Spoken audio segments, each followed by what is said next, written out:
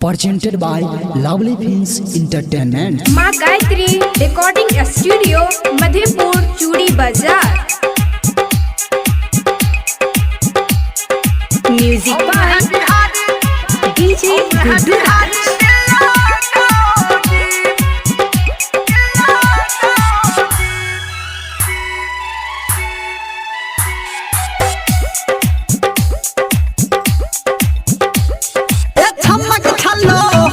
जरा धीरे चलो, हेलो हेलो कन हमारा से बोलो।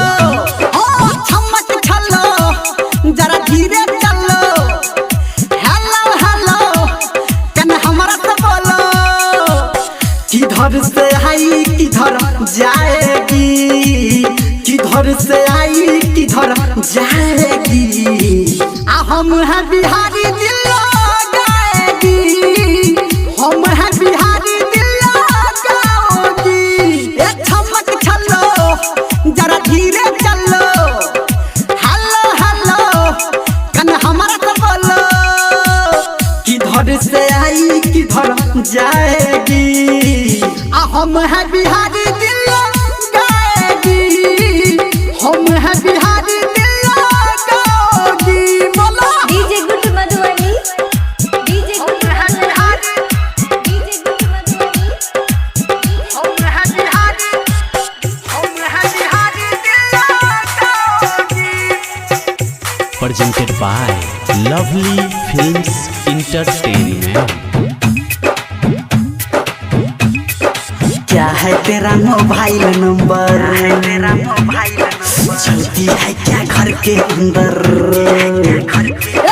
क्या है तेरा मोबाइल नंबर, हाँ चलती है क्या घर के अंदर। हाँ बात पते की बोल दी मैंने, बात में तू पछताएगी। हम हैं बिहारी दिल गाएगी, हम हैं बिहारी दिल गाओगी। सुना डीजे गुड्डू मधुबनी, डीजे गुड्डू मधुबनी। अभी आप सुन रहे हैं सावरिया म्यूजिक। हम हैं बिहारी दिल गाओगी। डीजे सरोज बिरसायर, डीजे सरोज बिरसायर, डीजे सरोज बिरसायर। डीजे।